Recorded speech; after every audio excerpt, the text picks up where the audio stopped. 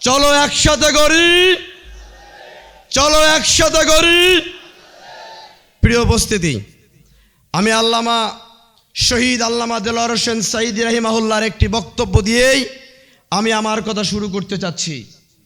আল্লামা দেলোয়ার হোসেন সাঈদী রাহিমাহুল্লাহ বলেছিলেন, বাংলাদেশের এমন কোনো ঘর থাকবে না যেই ঘরে জামাত ইসলামী পৌঁছে যাবে না।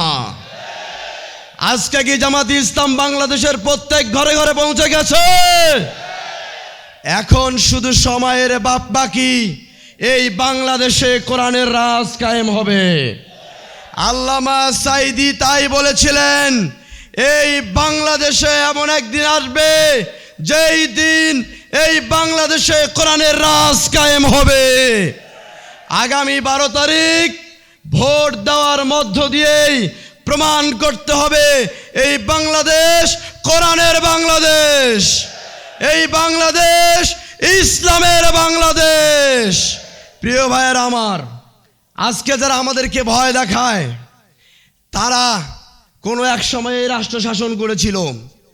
সেই সময়ে ছাত্র পায়নি তাদের ন্যায্য অধিকার, কৃষক পায়নি তাদের ন্যায্য অধিকার, শ্রমিক পায়নি তাদের ন্যায্য অধিকার। বাংলাদেশ জামাত ইসলামী ক্ষমতায় আসলে সকলের ন্যায্য অধিকার প্রতিষ্ঠা করবে। আমার ভাইয়েরা, আমরা একটি সমৃদ্ধশালী বাংলাদেশ গঠন করতে চাই।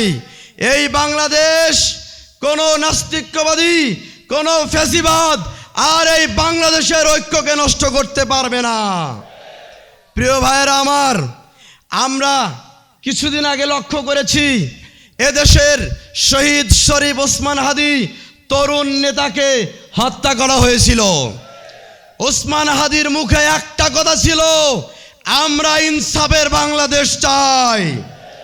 প্রিয় ভাইয়েরা আমার, সেই ইনসাফের বাংলাদেশ বাংলাদেশ জামাত ইসলামী গঠন করবে ইনশাআল্লাহ। যদি বলতে চান এমন কোন উদাহরণ আছে, জি আছে। এই বাংলাদেশে বাংলাদেশ জামাত ইসলামীর সাবেক আমির মাওলানা মতিউর রহমান নিজামী, তিনি 2001 সাল থেকে 6 সাল পর্যন্ত এদেশের মন্ত্রী পরিষদের দায়িত্ব পালন করেছিলেন। তিনি 3টা গাড়ি ব্যবহার করতেন। সাংবাদিকা প্রশ্ন করেছিল, একটা মানুষ চলার জন্য 1টা গাড়ি লাগে, আপনি 3টা গাড়ি ব্যবহার করেন কেন? তখন তিনি বলেছিলেন, একটা গাড়ি হচ্ছে আমার পরিবারের গাড়ি, পরিবারের বাজার খরচ করা, সন্তানদের স্কুল কলেজে নিয়ে যাওয়ার কাজ যখন করি তখন পরিবারের গাড়ি ব্যবহার করি, আবার যখন রাষ্ট্রের দায়িত্ব পালন করি তখন রাষ্ট্রীয় গাড়ি ব্যবহার করি, আবার যখন আমার সংগঠনের কাজ করি তখন সংগঠনের গাড়ি দিয়ে সংগঠনের কাজ করি। একটা টাকা আর একটা জায়গায় ঢুকাই না, এর নাম হচ্ছে ইনসাফ।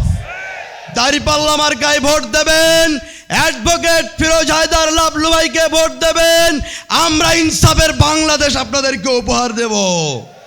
প্রিয় ভাইয়েরা আমার, এই কথাটুকু বলে আমি আমার কথাকে শেষ করে দিচ্ছি।